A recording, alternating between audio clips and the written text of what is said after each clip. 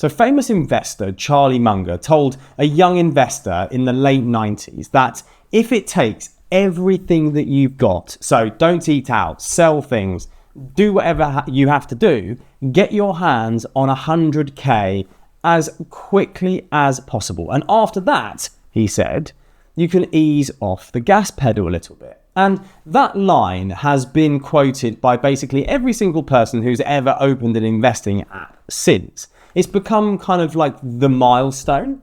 I even did a video on it on this channel.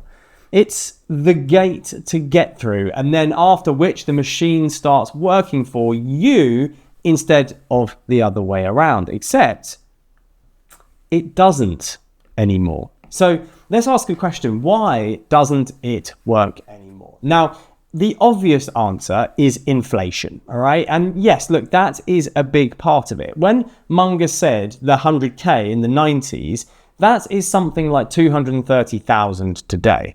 But honestly, that's the boring half of that story. And if inflation was the whole problem, you'd kind of just move the goalposts and kind of carry on.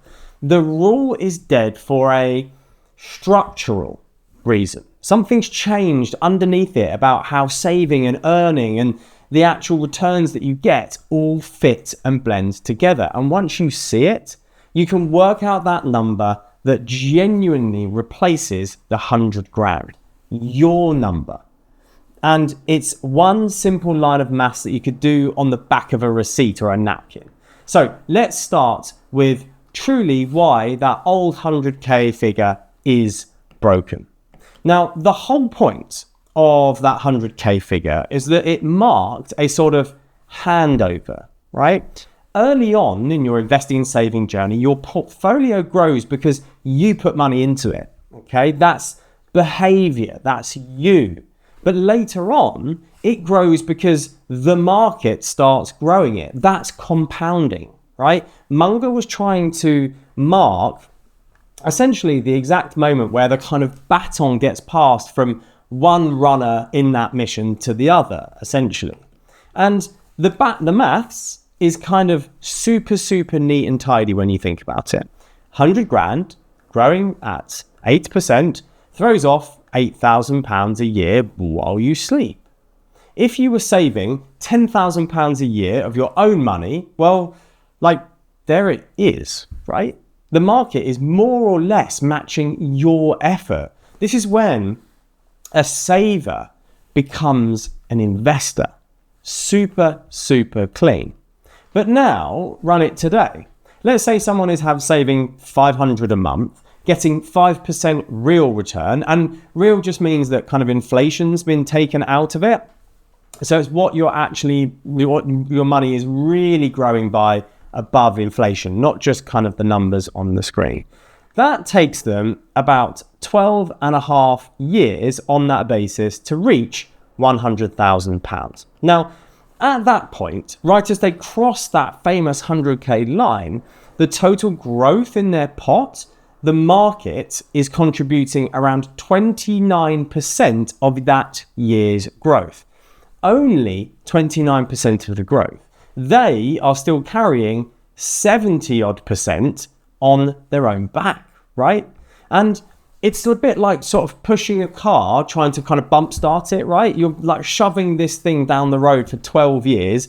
You've absolutely gone, you're knackered, and you're just waiting for the moment that the car, like the engine kind of catches and the car starts pulling away from you. But at this point, instead, you just get a little cough and splutter from the engine, but you're still very much pushing, okay? And here's what kind of makes it worse. The higher your income, the more insulting the milestone gets, because the static number completely ignores how much you're currently putting in. If you're saving 30 grand a year, £100,000 pot returns still £5,000. 5, as we spoke about, of the real return against 30 that you're putting in. The baton hasn't been passed kind of like to that other machine runner that takes over the growth. The other runner hasn't even stood up yet. You haven't earned the right to take your foot off of anything at that point. So I started noticing this weirdly around like 6 or 7 years ago, just before COVID, I would say. Portfolios were taking kind of a longer period of time to feel heavy, is the word that I always use. And I couldn't work out if I was imagining it or what was going on. But turns out I wasn't. And two things had kind of quietly moved. First, real returns, again, the above inflation returns had compressed. So everybody anchors the stock market returns to like 8, 9, 10% a year because that's what you see online, that's what you see all over the place, and it's the number in the history books, right? But once you strip out inflation and all the other sundry costs like platform fees and fund costs and all that sort of stuff underneath it, the ones that no one really looks at or even bothers to think about, a prudent long-term expectation for real growth is 4 or 5% of actual monetary growth, which sounds like a bit of a small edit, but it isn't. It's the engine that you're relying on losing like half of its power. It's crazy. Now, secondly, the shape of savings capacities and career paths has changed completely. So people often hit peak earnings kind of a little bit later on now. And what you often see is that they're dragging kind of early career debt with them a little bit, which means that their saving capacity doesn't kind of just sort of trickle up over time. It actually ramps up hard in your late 30s and 40s. So you've got big contributions going into a modest return world, essentially. And that combination is what dissolves the old static 100K milestone completely, because your own effort just keeps drowning out the market completely. So I advised someone once who kind of like, she was really obsessed with this whole 100K thing. She scraped together 100 grand by about 35-ish. She had properly sacrificed for it. And she was like, I just want to do it. I have to do it. And she was chatting to me, expecting me to tell her to say like, right, okay, you've done it. You can breathe now. You can, take your foot off the pedal. But the problem is that her income had scaled and her life had kind of scaled with it. And she needed to be saving 20 grand a year just to stay on track for where she wanted to be, essentially. So her 100 grand was making her about, at the time, 4,500 a year in real terms when we calculated the estimated annual returns. And I remember sitting there at the time thinking, the market isn't kind of matching her at all. It's not keeping up. It's kind of just clapping politely from the sidelines while she continues running. And that is kind of the moment that it clicked for me. We'd been handing people a destination when what they actually needed was a kind of relationship, a ratio. And that's the thing that replaces the static 100K rule. I call it your crossover number. And it is as simple as this. Take your annual savings, so how much you're putting in, and divide it by your expected real return. That is it.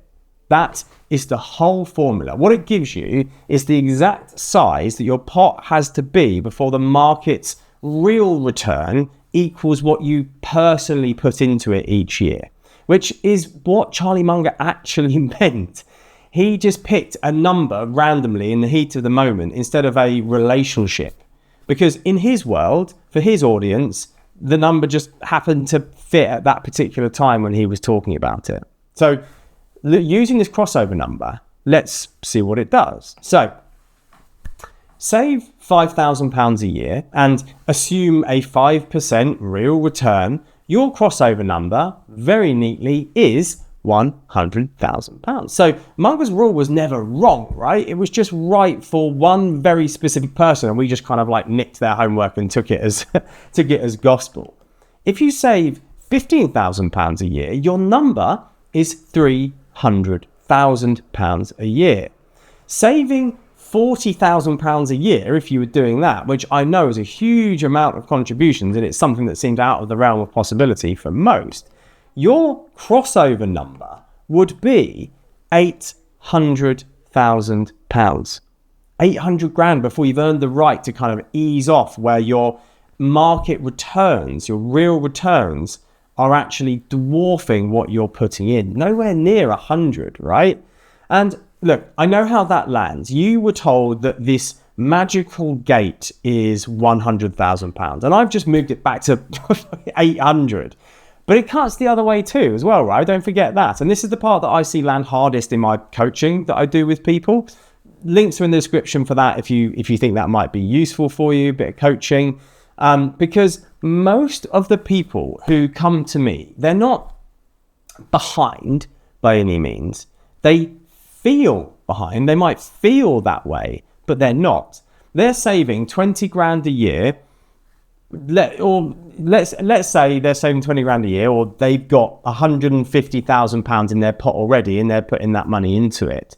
And they're convinced they're doing something wrong because it isn't kind of giving them this beautiful compounding the way that we all promised them on the internet, right?